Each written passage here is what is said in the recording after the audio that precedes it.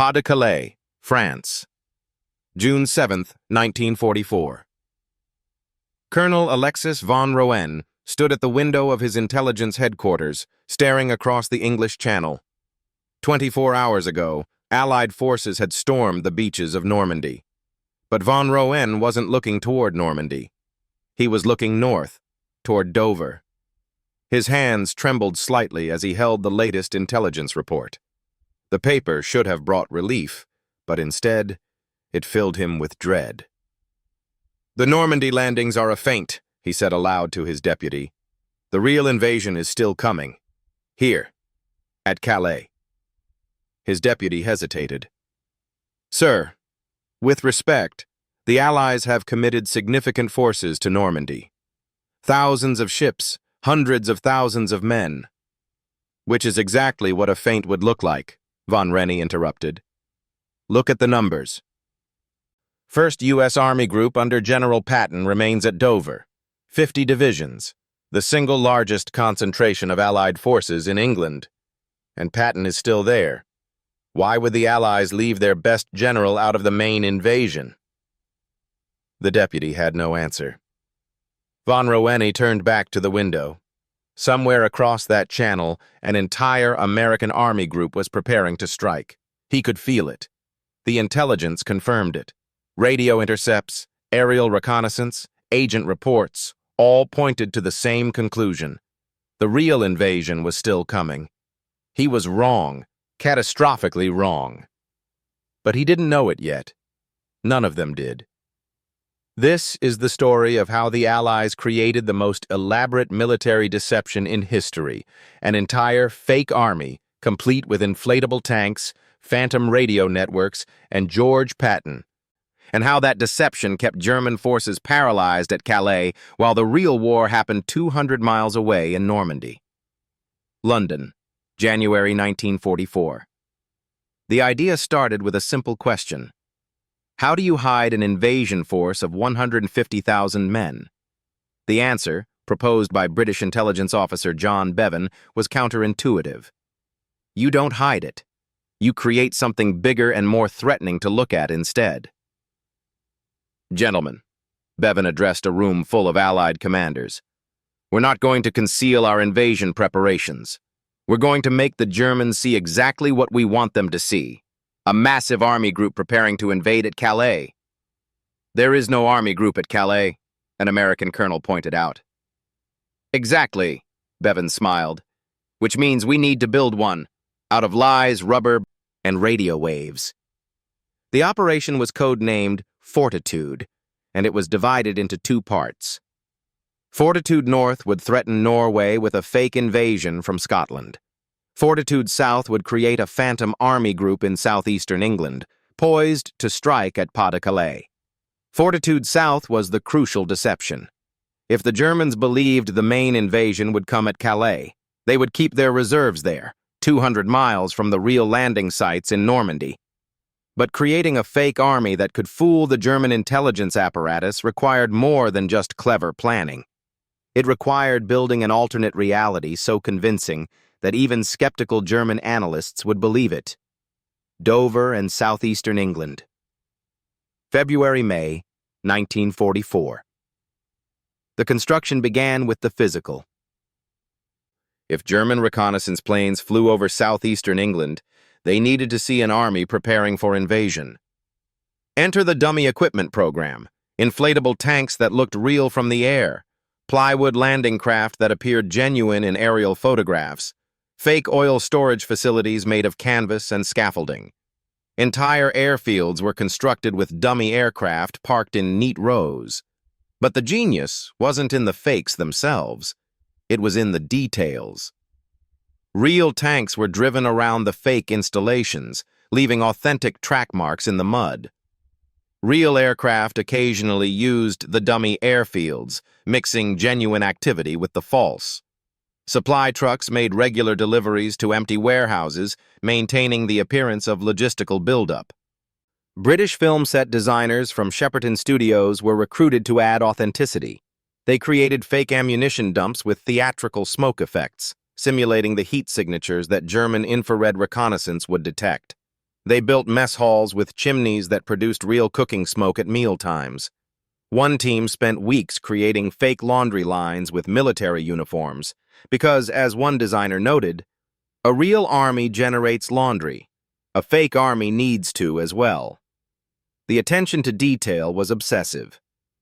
When German reconnaissance flights increased over Dover, British intelligence deliberately scrambled to hide certain installations, knowing that the Germans would assume anything being hastily concealed must be genuinely important.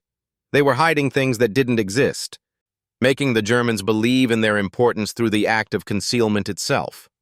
The physical deception was impressive, but not sufficient. German intelligence relied heavily on signals intelligence, intercepting and analyzing Allied radio communications. If 1st U.S. Army Group, FUSAG, was to seem real, it needed to sound real. Enter the signals warfare specialists. A small team of British and American radio operators created an entire phantom communications network. They broadcast fake radio traffic mimicking the communication patterns of a real Army group, maintaining radio discipline that perfectly matched genuine military protocols, complete with call signs, encryption procedures, and operational security. But again, the genius was in the details. Real Army groups don't maintain perfect radio silence. Soldiers gossip. Operators make mistakes. Communications discipline occasionally slips, so the fake radio network included deliberate imperfections. An operator would occasionally broadcast in the clear, quickly corrected by his superiors. Personal messages would slip through, conversations about weekend leave or baseball scores. Traffic would spike during shift changes and quiet during meal times. One radio operator, playing a fictional supply sergeant, maintained a weeks-long conversation with another fictional character about a missing shipment of boots. The exchange was picked up by German signals intelligence and filed as evidence of FUSAG's supply problems, proof of the unit's reality through its mundane bureaucratic frustrations. The broadcasts were so convincing that German intelligence analysts began tracking individual units within FUSAG, following their movements from base to base, building an elaborate order of battle for an army that existed only as radio waves. Physical and electronic deceptions created the appearance of FUSAG. But the most sophisticated element of fortitude was human, the double-cross system. British intelligence had achieved something remarkable. They had captured every German spy operating in Britain and turned them into double agents, every single one. The Germans didn't know it, but every intelligence report they received from agents in Britain was controlled by British intelligence. This gave the Allies an unprecedented capability. They could feed the Germans exactly the information they wanted them to believe, delivered through sources the Germans trusted implicitly. Agent Garbo, a Spaniard named Juan Pujol Garcia, was the star of this network. The Germans considered him their most valuable source in Britain. In reality, he was working for the British, and his reports were masterpieces of deception. Garbo didn't just report seeing FUSAG. That would have been too obvious. Instead, he reported peripheral details that allowed German analysts to deduce FUSAG's existence themselves. Sightings of shoulder patches from units supposedly assigned to FUSAG. Overheard conversations in pubs about troop movements. Observations of increased rail traffic toward southeastern England. The genius of Garbo's reports was their seeming reluctance. He would report difficulties in gathering information, security measures that prevented him from getting closer to military installations, frustrations with sources who wouldn't talk. This made his eventual intelligence seem hard-won and therefore more credible. When Garbo finally reported the presence of FUSAG in southeastern England, German intelligence didn't receive it as a single dramatic revelation. It came as the culmination of dozens of smaller reports, a mosaic of information that painted a picture German analysts assembled themselves. They believed it because they thought they had discovered it. But the deception needed one more element to be truly convincing. A commander. Not just any commander. It needed to be someone the Germans would find credible. Someone whose presence at Dover would confirm that FUSAG was the main invasion force. "We need Patton," Churchill said during a planning meeting. The room fell silent. General George S. Patton was America's most aggressive and successful commander. He was also incredibly controversial, having been nearly relieved of command after slapping 2 soldiers suffering from battle fatigue in Sicily. Eisenhower had quietly sidelined him, keeping him out of the invasion planning. "The Germans fear Patton more than any other Allied commander," Churchill continued. "If we tell them Patton is commanding Fusag at Dover, they'll believe Dover is where the real invasion is coming from." The logic was sound. German intelligence had been tracking Patton's career closely. They considered him the Allies' finest battlefield commander, the man most likely to lead any major offensive. If Patton was at Dover, Dover was where the invasion would come from. Eisenhower agreed, though not without reservations. Patton's ego was legendary. Asking him to command a fake army would be an exercise in diplomatic frustration. When Patton was briefed on his role, his reaction was predictable. "You want me to command an army that doesn't exist?" "For the good of the invasion," Eisenhower explained. "The Germans need to think you're at Dover, preparing to strike at Calais. While they're watching you, Montgomery will land in Normandy." Patton's face was a mask of barely controlled fury. "So Montgomery gets the glory while I play dress-up with rubber tanks?" "George, this may be more important than commanding a real army. If this works, you'll save thousands of lives." Patton was silent for a long moment. Then, grudgingly, "Fine, but I want a real command after the invasion."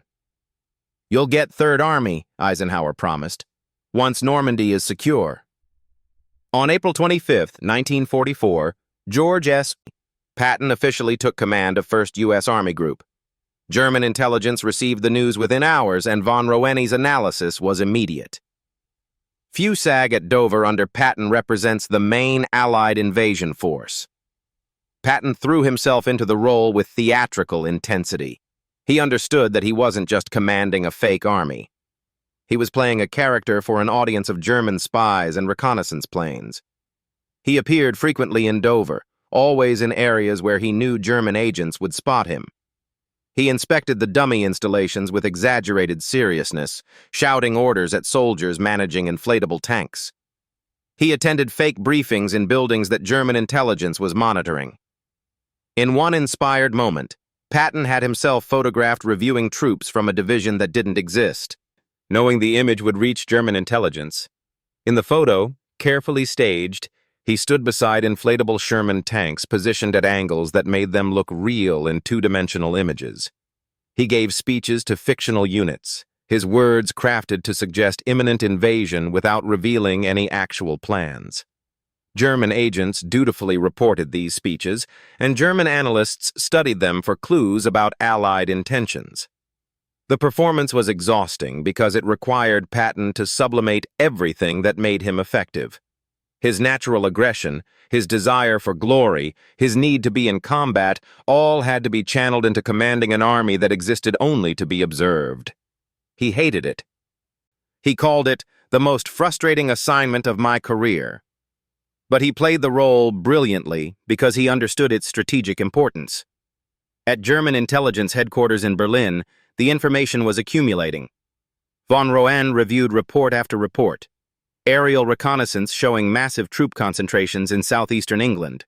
Radio intercepts revealing an active army group centered on Dover. Agent reports confirming Patton's presence and command.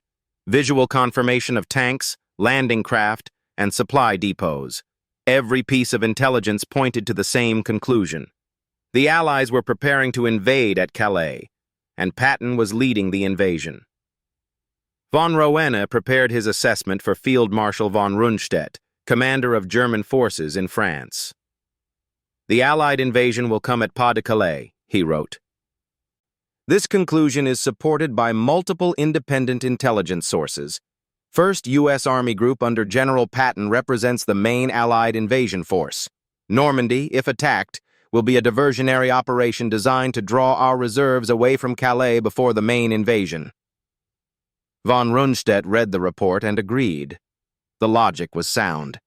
Calais was the shortest route across the Channel. It offered the most direct path to Germany, and Patton, the Allies' best general, was positioned to strike there.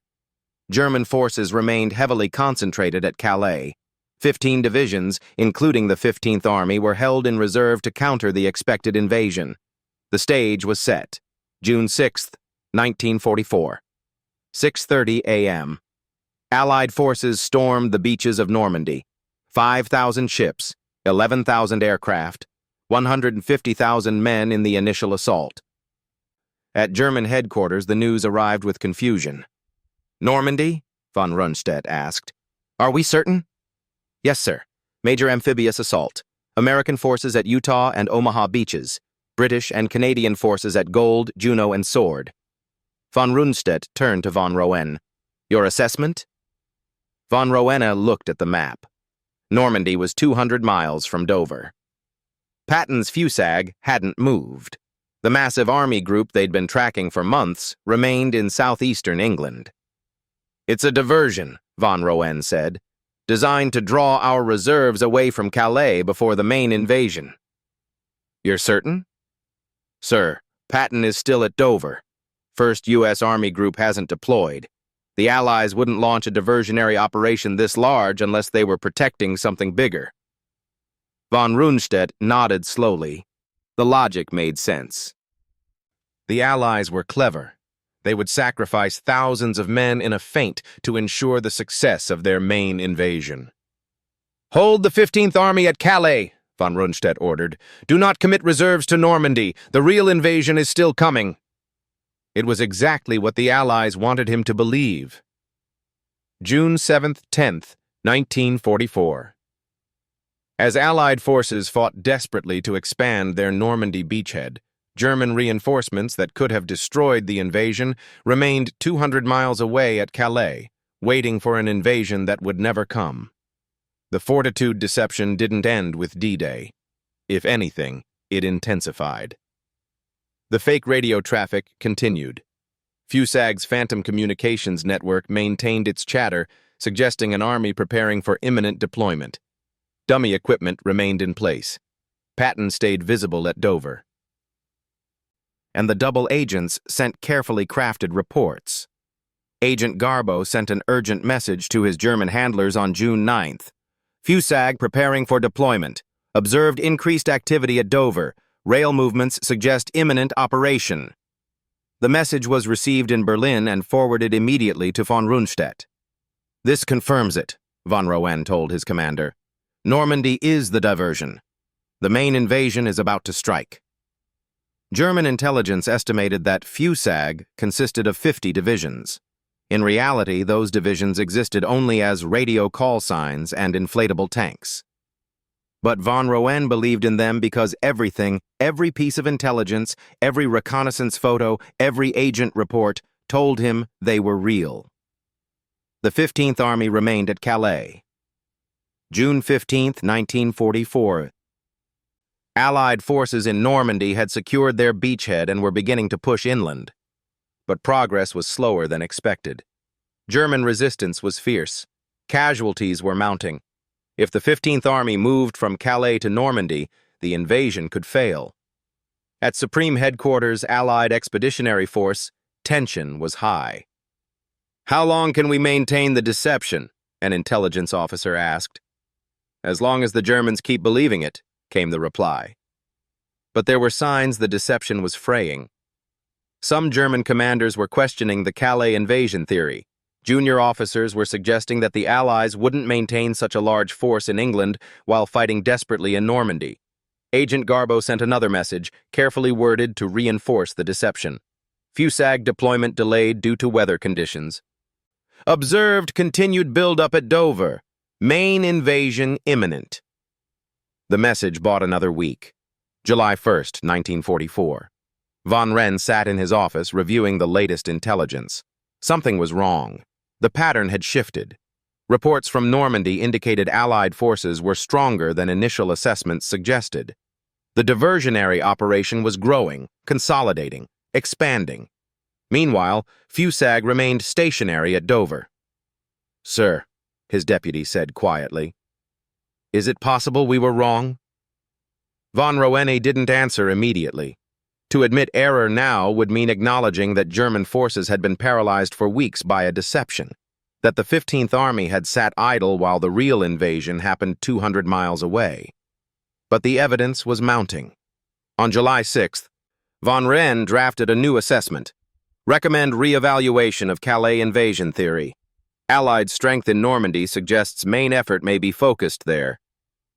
The report was filed, but by then it was too late. The Allies had broken out of Normandy.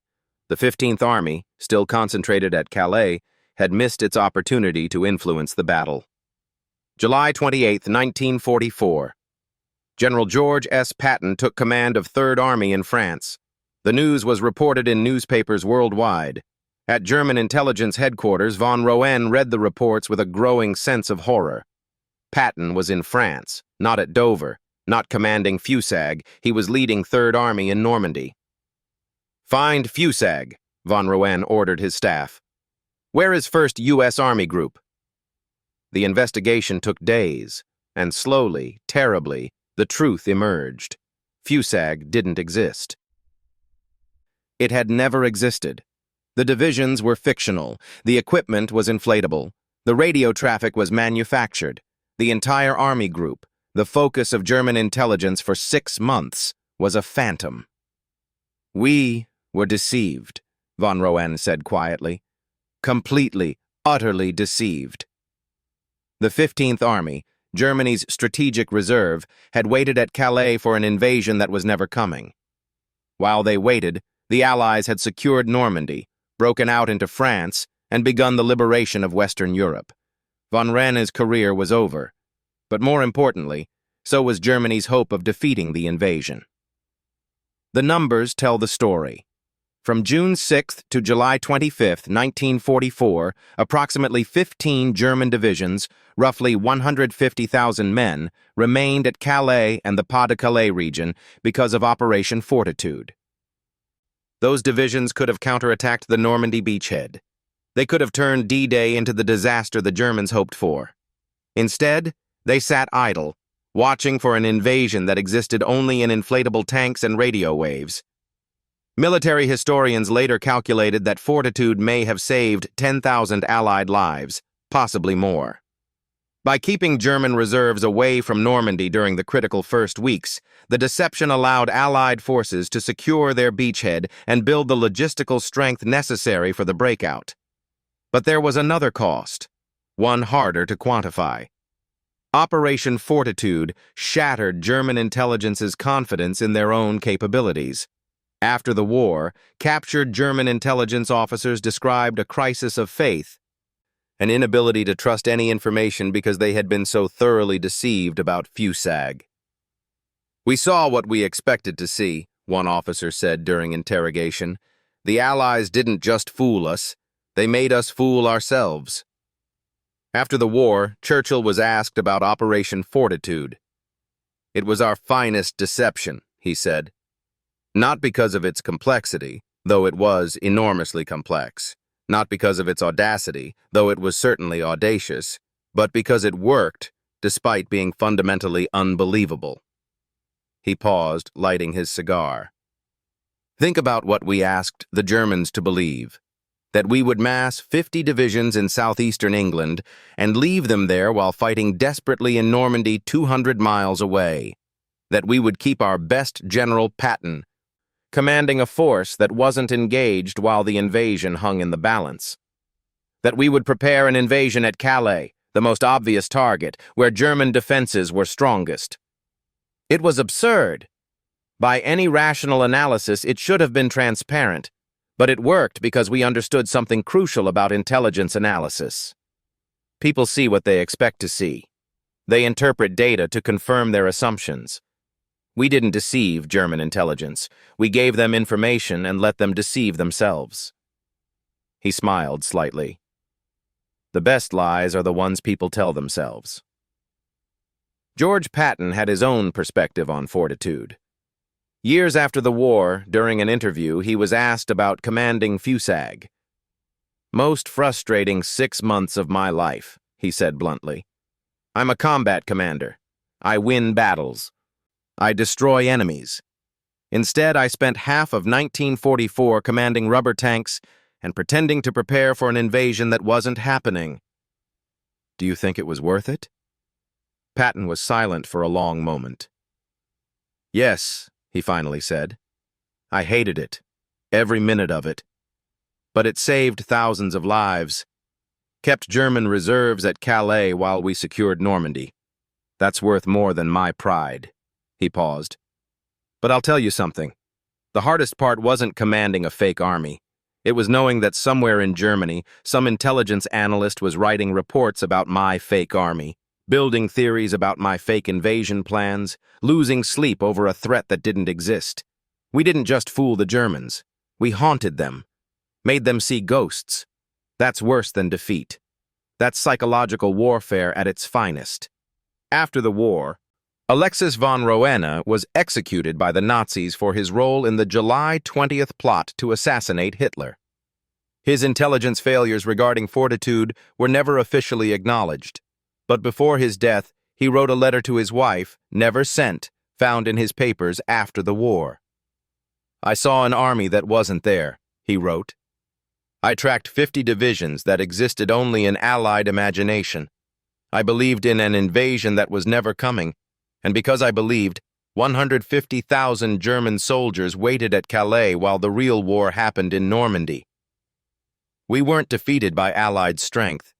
We were defeated by Allied imagination. They created a reality so convincing that we couldn't see through it. That may be the most sophisticated form of warfare ever devised.